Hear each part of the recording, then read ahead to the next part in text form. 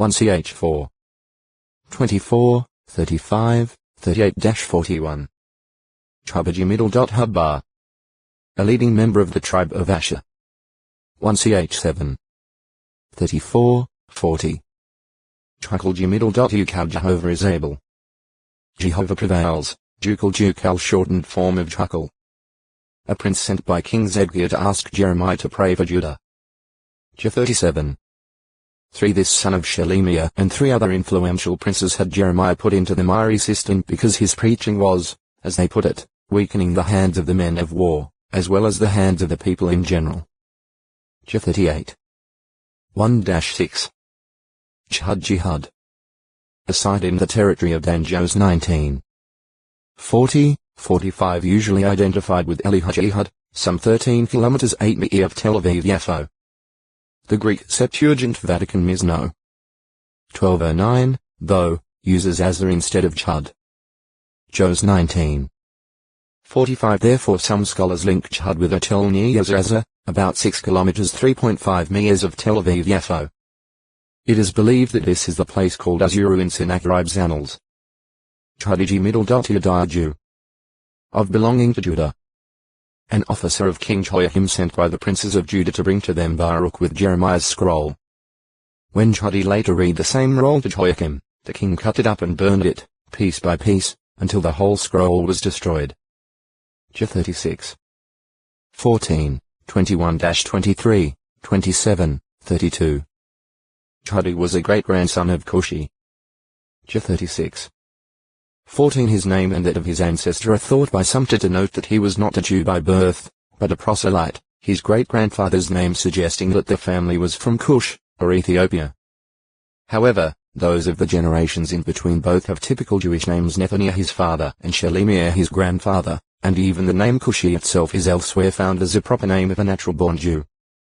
Zep 1. 1. So Chudi was most likely simply a proper name given at birth and not a name first acquired as a proselyte. Jlg middle dot al. 1. A descendant of Jacob's son Reuben. 1ch5. 1, 7. 2. A Benjamite who, together with his family wife Makkah and 10 sons, was a settler of Gibeon. An ancestor of King Saul. 1ch8. 29. 9. 35-39 apparently the same as Abiel. 1 1. See Abiel number 1. 3. One of David's mighty men. Son of Hutham the Aroeret. 1ch11. 26, 44. 4. A Levite, both a gatekeeper and a musician, who participated in the musical celebration when the ark was first brought to Jerusalem and thereafter played in front of the tent that contained it. 1ch15. 17, 18, 21, 28. 16. 1, 4, 5. The second occurrence of the name in verses 5. 5. Another Levite musician who performed the same services as No. 4. 1ch16. 5. The first occurrence of the name in that verse he is called Jaazeel at 1 Chronicles 15. 18 and Aziel in 15. 20. 6. A Levitical descendant of Asaph and ancestor of the Levite who encouraged King Jehoshaphat and the inhabitants of Judah and Jerusalem not to otextoi acute miritra longo. Jechamim 26. Jechamim Jek middle dot Miam made the people rise up. The fourth son of Hebron, a Kohathite Levite, and founder of a Levitical paternal house that survived at least until David's reign. 1ch23. 12, 19. 24. 23, 30b, 31. Jekhamujek middle dot Miaja has raised up. 1. A descendant of Judah and son of Shalom. 1ch2. 3, 41. 2. One of the sons born to King Jehoiachin Jeconiah during his Babylonian exile. 1ch3. 17, 18. Jekathiel middle dot Kuthai middle dot L. A descendant of Judah and father of Zanoah. 1ch4. 1, 18. Zanoah is the name of a city rather than a person in its other occurrence Jos 15. 56, 57, so Jekathiel as its father was likely the father of those who settled there, or was himself its founder or chief settler. Jemima Mima. The first of Job's 3 daughters born after his great test. Jemima and her sisters, the most beautiful women in all the land, received an inheritance in among their 7 brothers. Job 42. 13-15. Jemuel possibly, day of God. The first named son of Simeon and one of the 70 numbered among Jacob's household who came into Egypt. Ge 46. 10:27. X 6. 15. In other accounts he is called Nemuel. New 26. 12. 1 ch 4. 24. Jephthah may God open. God has opened. A judge of Israel, of the tribe of Manasseh. New 26. 29. JG 11. 1 He administered justice over the territory of Gilead for 6 years, perhaps during the priesthood of Eli and the early life of Samuel. JG 12. 7 Jephthah's reference to 300 years of Israelite control of the Jordan would seem to place the start of his 6-year judgeship around 1173 BCE. JG 11. 26. Jephthah a legitimate son. The mother of Jephthah was a prostitute woman, not meaning, however, that Jephthah was born of prostitution or was illegitimate. His mother had been a prostitute prior to her marriage as a secondary wife to Gilead, just as Rahab had once been a prostitute, but later married Salmon. JG 11. 1. Jos 2. 1.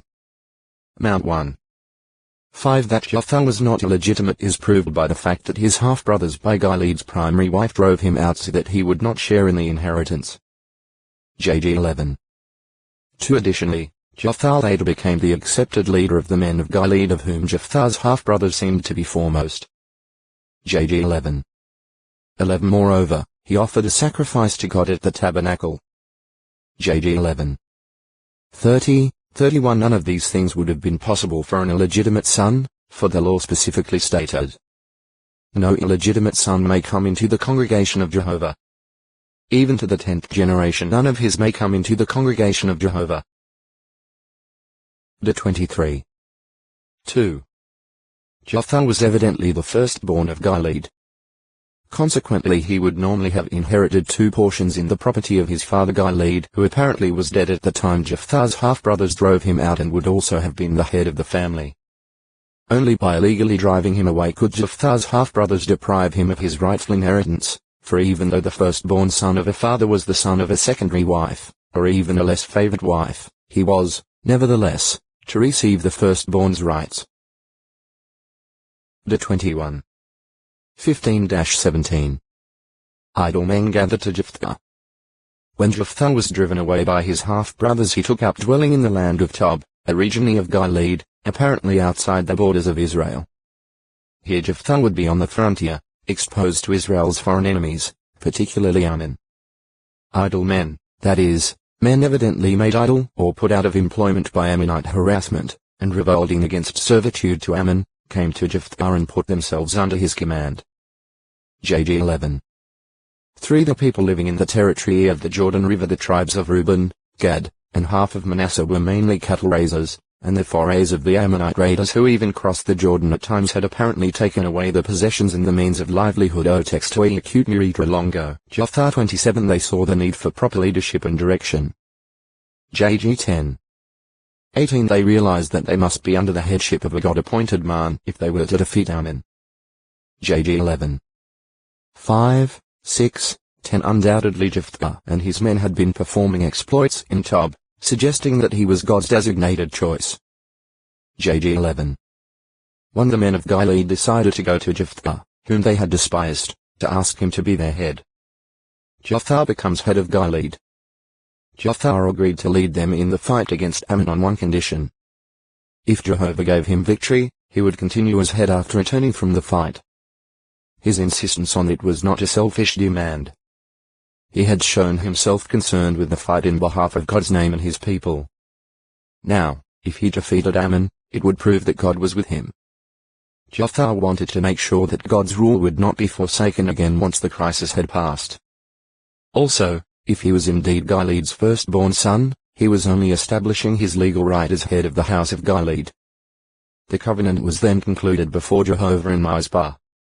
Here again Jephthah showed that he looked to Jehovah as Israel's God and King, and their ill deliverer. JG 11. 8-11. Jephthah, a man of action, lost no time in exercising vigorous leadership. He sent a message to the king of Ammon, pointing out that Ammon was the aggressor in invading Israel's land. The king replied that it was land Israel had taken from Ammon. JG 11. 12-13. Here Jephthah showed himself to be, not a mere rough, uncultured warrior, but a student of history and particularly of God's dealings with his people. He refuted the Ammonite argument, showing that one Israel did not molest Ammon, Moab, or Edom. JG 11. 14-18. 2. 9, 19, 37. 2ch 20. 10, 11. 2. Ammon had not possessed the disputed land at the time of the Israelite conquest, because it was in the hands of the Canaanite Amorites, and God had given their king, Sihon, and his land into Israel's hand.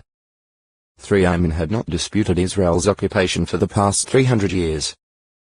Therefore, on what valid basis could they do so now? JG 11. 19-27. Jephthah got at the heart of the matter when he showed that the issue revolved around the matter of worship. He declared that Jehovah God had given Israel the land, and that for this reason they would not give an inch of it to worshippers of a false god. He called Chemosh the god of Ammon.